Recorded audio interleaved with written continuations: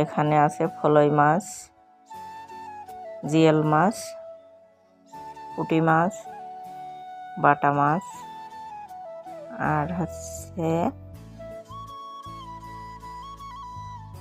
আছে আড় মাছ।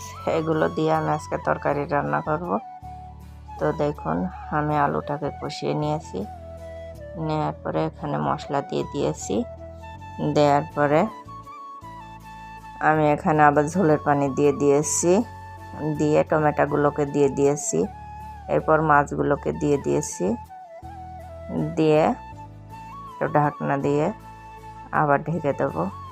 এবার উপর থেকে জিরে গুঁড়ো ছিটিয়ে দেব, দিয়ে আবার রান্না করব।